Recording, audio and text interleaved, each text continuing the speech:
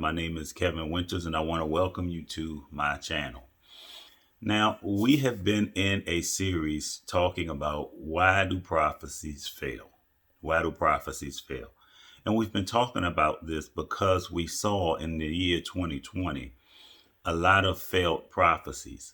And one of the reasons God wanted me to deal with it is not just because we had a lot of failed prophecies, and not because we had a lot of widespread attention around the failed prophecies, but because there was such an impact on the people when the prophecies did not come to pass. And so we wanted to deal with this subject of why do prophecies fail.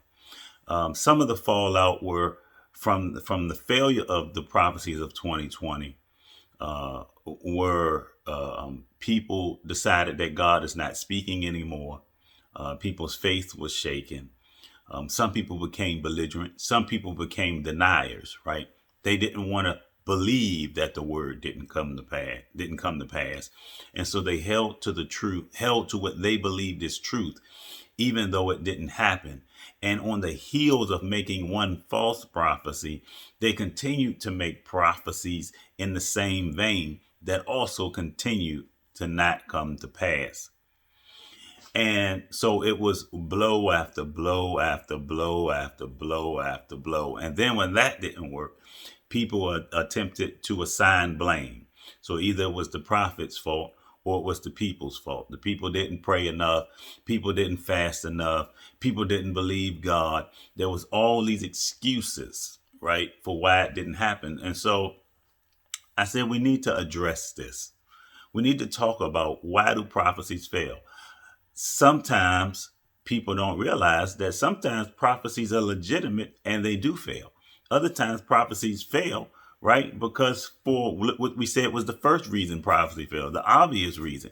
It just is not from God. Sometimes the prophecy is just not God. And we have to be man or woman enough. We have to be mature enough to just admit when we miss it. We have to be mature enough to admit when somebody else misses it, because there are no perfect people on the planet. I hear people say all the time, oh, well, they didn't have that problem in the Bible. They certainly had that problem in the Bible. God spoke through every major prophet, and some of the minor prophets. They all covered the subject of people who were legitimately called to prophetic ministry, but went out and prophesied falsely.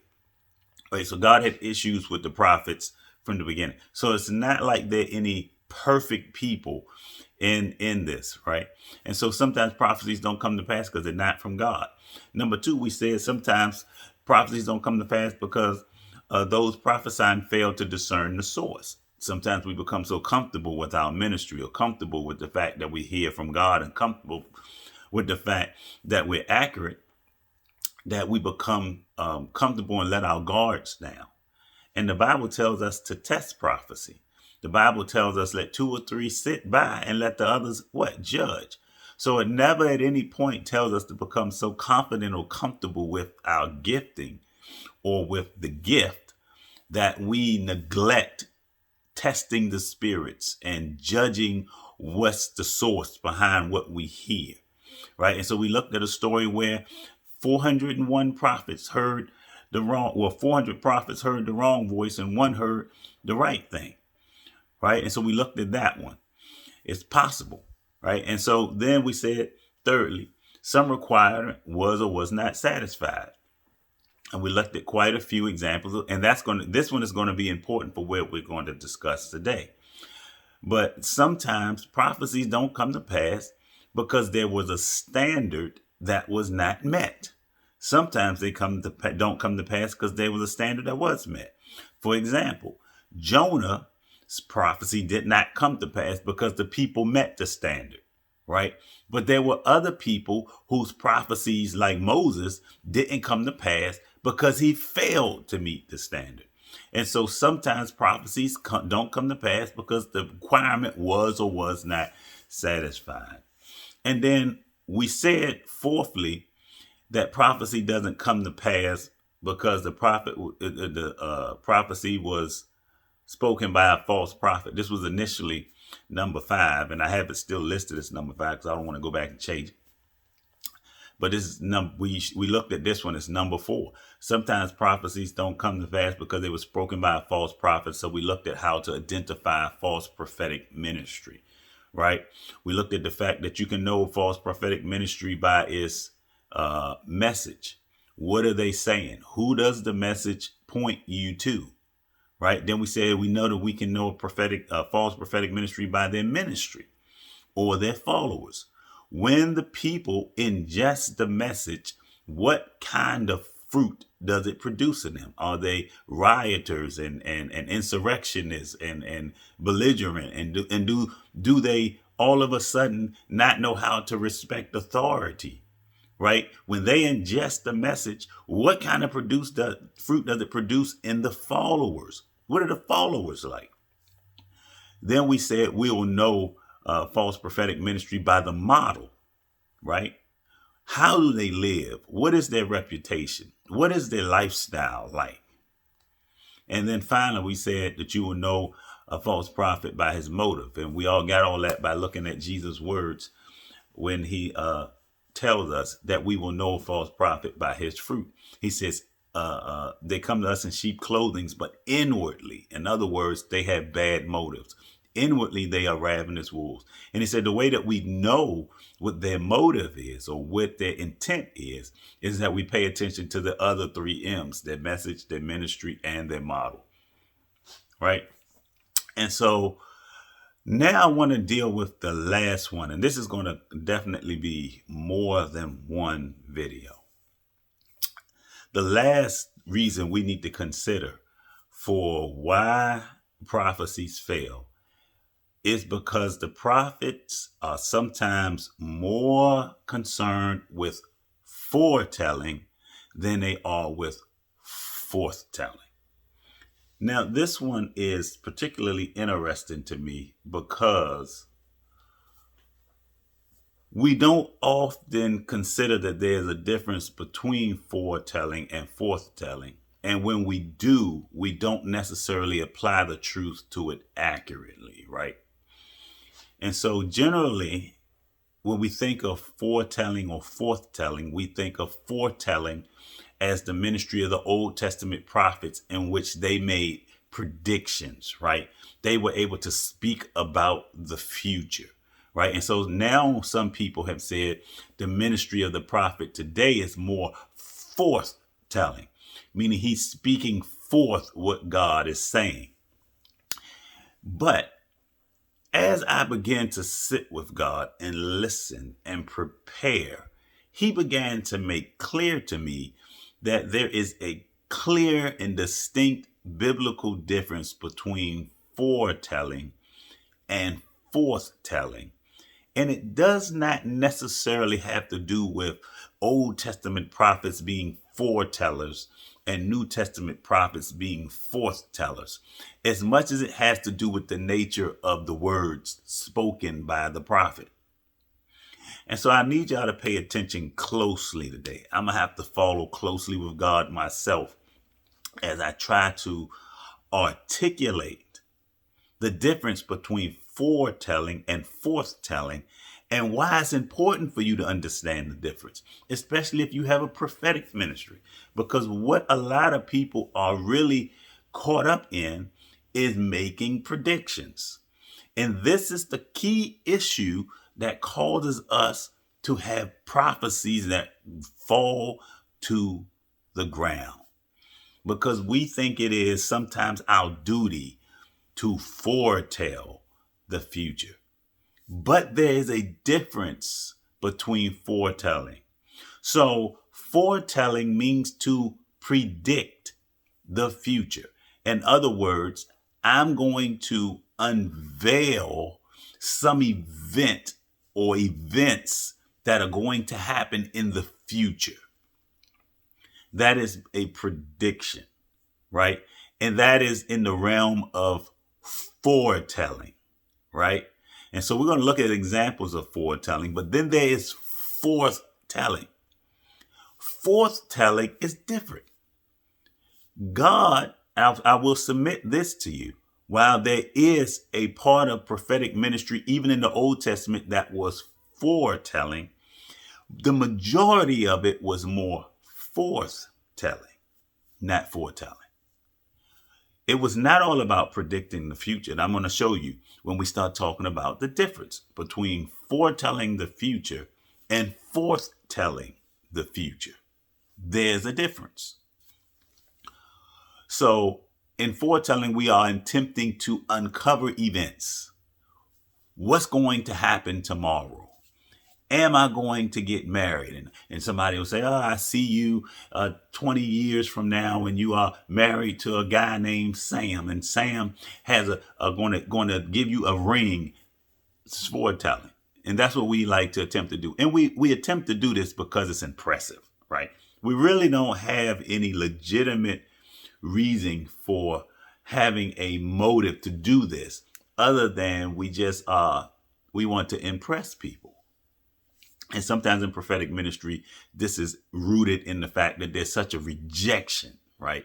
But part of the rejection is this getting it wrong or causing great harm, right? The Bible doesn't write about warning people against, well, it does warn people against bad. So I'm not going to say that. Bottom line is we have to pay attention to the difference between foretelling and forthtelling. So forthtelling is a declaration. It is a declaration of something that God is saying or doing or going to do. One is a prediction of events, and one is a prediction of what God is going to do or doing. There's a huge difference between the two. So let's look at examples of foretelling in the Bible. Let's look at examples of where God uncovers events. This is all going to be important for where we go, but it is extremely challenging to communicate. I'm going to tell you that from the beginning. So if we go to Genesis 40, we will find there the story of Joseph and him interpreting the dream of the butler and the baker. So I want to read that, and then we're going to talk about that particular story, and we're going to read through, of course, a few other scriptures. So let's read it. Joseph is now in prison, and he meets these two guys, and they have a dream, and they are discouraged because they had a dream, but they don't have someone to interpret the dream. And so this is where we pick up in verse 8, and it says, and they said to him, we each have had a dream, and there is no interpreter of it. So Joseph said to them, do not interpretations belong to God? Tell them to me, please. Then the chief butler told his dream to Joseph and said to him, behold, in my dream, a vine was before me, and in the vine were 3 branches. It was as though it budded, it blossomed, shot forth, and its clusters brought forth ripe grapes. Then Pharaoh's cup was in my hand, and I took the grapes and pressed them into Pharaoh's cup, and placed the Pharaoh's cup in Pharaoh's hand. And Joseph said to him, this is the interpretation of it. The 3 branches are 3 days. Now within 3 days, Pharaoh will lift up your head and restore you to your place, and you will put a Pharaoh's cup in his hand according to the former manner when you were a butler. Now, I want you to see what's happening.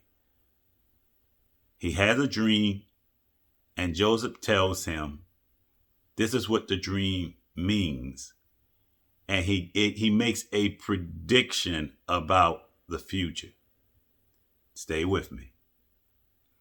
But remember me when it is well with you, and please show kindness to me. Make mention of me to Pharaoh, and get me out of this house.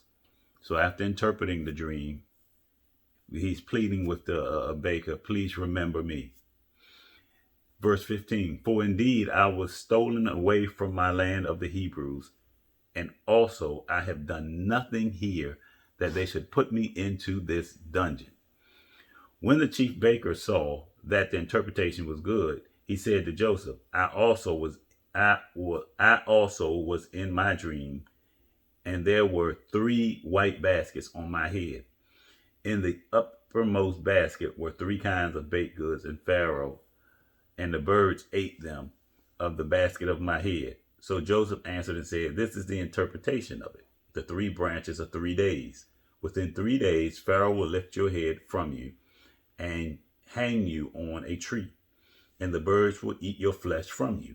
Now it came to pass on the 3rd day, which was Pharaoh's birthday, that he had made a feast to all his servants, and he lifted up the head of the chief butler and of the chief baker among chief but head and he lifted up the head of the chief butler and of the chief baker among his servants. Then he restored the chief butler to his butlership again, and he placed the cup in Pharaoh's hand, but he hanged the chief baker as Joseph had interpreted to them. So get the picture. He makes a prediction. Now, this prediction is an unfolding of something that's going to happen in the future. Pay attention to that. I'm going to keep saying that because it's important. It's an unfolding of something that's going to happen in the future. So, yes, God does allow us to unveil events that are going to happen in the future. I want you to pay attention to this, though. Let's look at another example of this with Joseph and Pharaoh, right? So we'll go to Genesis 41. And this is what it says. Verse 25. Then Joseph said to Pharaoh, the dreams of Pharaoh are one. God has shown Pharaoh what he is about to do. The 7 good cows are 7 years, and the 7 good heads are 7 years. The dreams are one, and the 7 thin and ugly cows which came up after them are 7 years, and the 7 empty heads blighted by the east wind are 7 years of famine. This is the thing which I have spoken to Pharaoh. God has shown Pharaoh what he is about to do. Indeed, 7 years of great and plenty will come throughout all the land of Egypt. But after them 7 years of famine will arise, and all of the plenty will be forgotten in the land of Egypt, and famine will deplete the land. So the plenty will not be known in the land because of the famine following, for it will be very severe. And the dream was repeated to Pharaoh twice, because the thing is established by God, and God will shortly bring it to pass. Here again, God begins to show the Pharaoh, right? He begins to show him through dreams something that is going to happen. It is important. The reason I keep saying that is because these are events of which there's nothing you can do about them. They're going to happen, and there's nothing you can do, no behavior that you can model. Nothing is going to change what is going to happen, because these, as Habakkuk said, is for an appointed time. They have been scheduled. They are events locked into the future. And so God sometimes unveils to us what is going to happen. That's important. He unveils to us what is going to happen. This is important. Because now I want us to look at some examples of forthtelling. So what's the difference between the foretelling and forthtelling? Foretelling is the unveiling of something that is going to happen. Nothing you can do about it. Forthtelling is the declaration from God about things that are going to happen based on your activity. Based on your activity. So remember, we went to number 2 when we said one of the reasons prophecies don't come to pass. I think it was number 2. It is because it was number 3. Because some requirement was or was not satisfied. Right? And so we looked at a lot of examples of people who God said, I'm going this way with you. For instance, Moses or Israel. And then they did something and it went this way. So the first generation, he said you were going and take you into the land and deliver them to the land of Canaan. And they were going to a land flowing with milk and honey. But then they didn't get to go in. Their children did. Right? So in their life, the prophecy was canceled. Not to the nation, but in their life. Because the Bible says their faith was not mixed with the word. Right? The word not being mixed with faith. So there was a requirement that was not satisfied. So Moses makes a prediction to them about something. Right? He foretold something. He said, this is something that's going to happen. But the something that's going to happen is going to happen based on you, which means it may not happen for you. So, and I'm trying to explain this. I told God this is extremely challenging to explain. It gets even deeper, right? But this is challenging to explain because when you look at the majority of the prophetic words in the Bible, they were not foretelling words. They were forthtelling words. They were words that God spoke about the future because people had done things. They were things that God was going to bless them because they had done things. There were things where God was going to curse them because God had done things. And this is important. This is important because in this kind of prophetic environment, it requires the prophet to keep his ear to the heaven. Foretelling does not. And that's why we have people who want to know what's the difference between psychics and prophets. What's the difference between psychics and prophets? Well, one of the things is psychics are interested in foretelling. And this is the behavior that has crept into prophetic ministry, is that people want to be foretellers, not forthtellers. Because the forthteller has to listen so that he can say what God is doing and saying. The foreteller just it don't require anything. I can remember seasons where I wasn't spending time with God when I saw 9/11. I did not understand. I've seen plenty of events that were going to happen. Nothing I could do about it. Nothing that I could pray was going to change it. Plenty of events. I sometimes saw those in my worst seasons. When I wasn't spending time with God, when I wasn't praying. You can see things, but that's foretelling. Don't require you to spend any time. Right? That's why you have plenty of people. And I know people question the validity of psychic ministry. But I want you to understand that people who operate in the psychic, if you do your research, they have a 50% accuracy rate. Now, that doesn't seem like a lot to people. Say, oh, well, that only means they're right half the time. But you have to ask yourself, well, how if these are not the people of God, are they right at all? Right? So, but they're only right about the future. They foretell. They don't forthtell. And the primary role of a prophet is not to foretell the future. It is the forthtelling of the future. Let's read Samuel's first prophecy. 1 Samuel 3:11-14. It says this. Then the Lord said to Samuel, behold, I will do something in Israel at which both ears of everyone who hears it will tingle. In that day I will perform against Eli all that I have spoken concerning his house from the beginning to the end. For I have told him that I will judge his house forever and will for the iniquity which he knows, because his sons made themselves vile and he did not restrain them. And therefore I have sworn to the house of Eli that the iniquity of Eli's house shall not be atoned for by sacrifice or offering forever. For I have told him that I will judge his house forever. Watch this.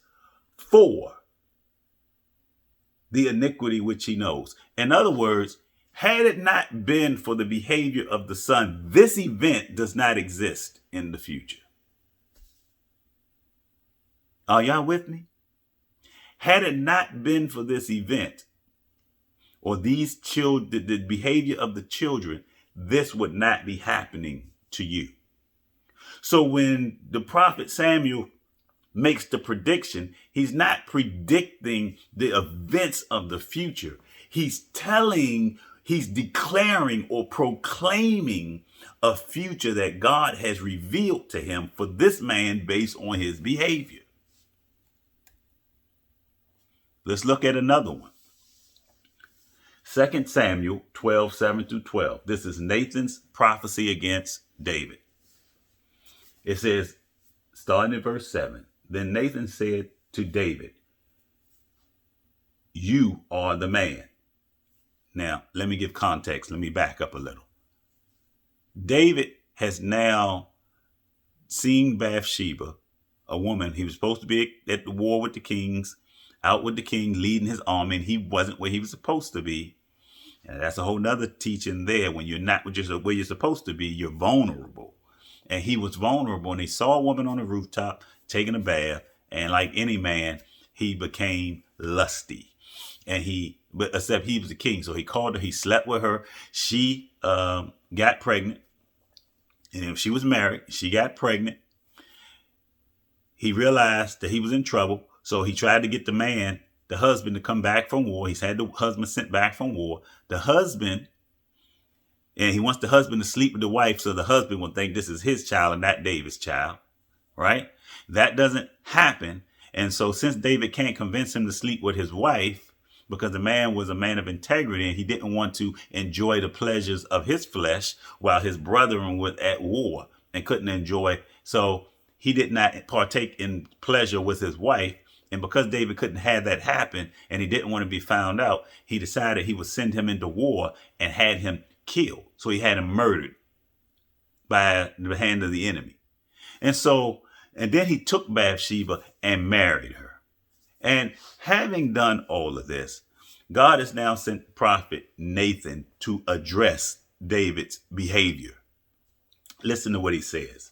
Then Nathan said to David, "You are the man. Thus says the Lord God of Israel. I anointed you king over Israel, and I delivered you from the hand of Saul. I gave you your master's house and your master's wives into your keeping, and gave you the house of Israel and Judah. And if that had been too little, I would have also given you much more." Wow. "Why have you despised the commandment of the Lord to do evil in his sight?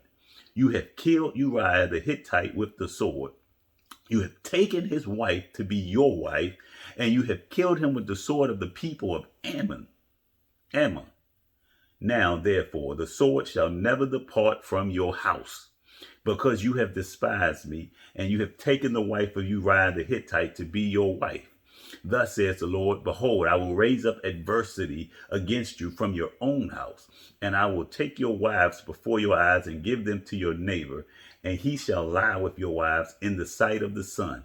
For you did it secretly, but I will do this before all Israel, before the sun." You see that?